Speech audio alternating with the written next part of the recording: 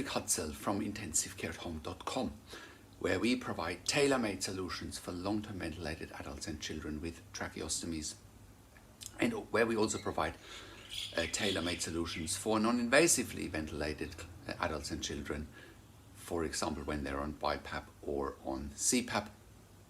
We also provide 24-hour intensive home care nursing for clients with a tracheostomy that are not ventilated, and we also provide home TPN, which is also known as IV or intravenous nutrition. Now, a question that we get quite frequently, which is one I want to hone in today, is do you do tracheostomy care without ventilation? You know, there's people in ICU that are not ventilated but have a tracheostomy, and you know, do we do that as well? Do we look after adults and children with tracheostomies that are not ventilated as well? Yes, of course we do. That's bread and butter for us. And then some people ask, well, but if they're not ventilated, do they still need an ICU nurse? Well, that's a great question to ask, and the answer is yes, of course they do. So when someone has a tracheostomy, that's an artificial airway, right? And an artificial airway, all sorts of things can go wrong. They can get blocked. They need daily maintenance, like dressings need to be changed. They often have inner cannulas. Inner cannulas need to be changed regularly. Patients with tracheostomies often need nebulization multiple times a day. They need suctioning multiple times a day.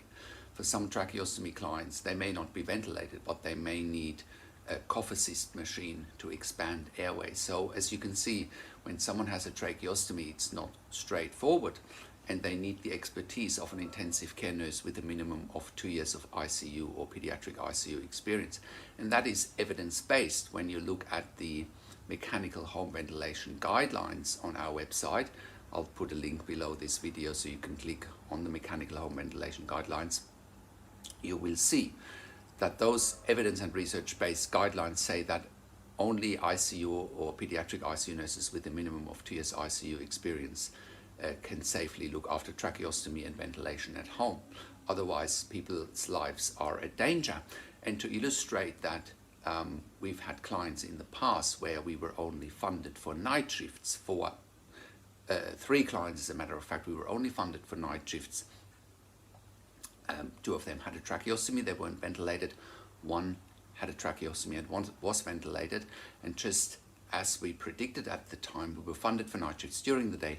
Families or support workers were looking after those clients, and lo and behold, all 3 clients passed away during the day because either families or support workers could not manage medical emergencies. That led ultimately to those patients passing away during the day. Absolute tragedy, which could have been avoided, but you know, that's the reality, that funding bodies, especially here in Australia, the NDIS, it's a bunch of bureaucrats that are making decisions about people's lives, and you know, quite clearly they can't make decisions about people's lives because those clients are no longer alive. And you know, I go as far as that the NDIS needs to be taken into account, that some people, I believe, need to be brought to justice here, because clearly you know, people have died, and it's time that the NDIS comes to the party and looks at what's really happening in the community, looks at the realities, and employs also some clinical people, because from what we know, those people that make decisions at the NDIS are not ICU nurses, they're not ICU doctors, they're not even health professionals, they're often just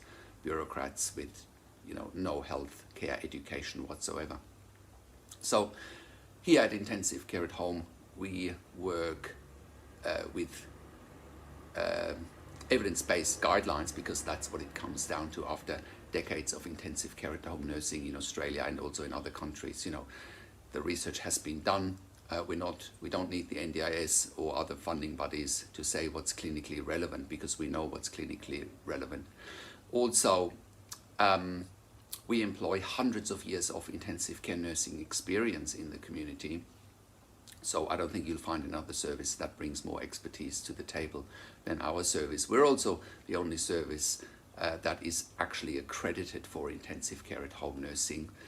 So we have policies, procedures, we have built intellectual property that's third-party accredited to provide this service. So I hope that helps. I hope that sheds light on the situation, especially if you have a family member with a tracheostomy, or if you have a tracheostomy yourself.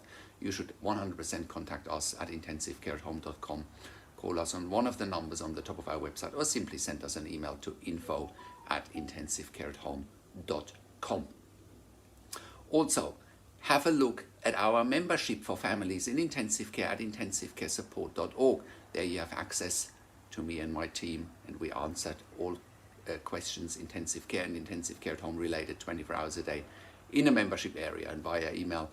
If you need a medical record review while your loved one is in ICU or after ICU, you should contact us as well. We can help you with medical record reviews and help you there.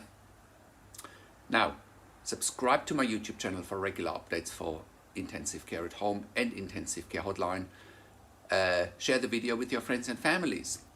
Click the like button, click the notification bell, and comment below what you want to see next or what questions and insights you have. Thanks for watching.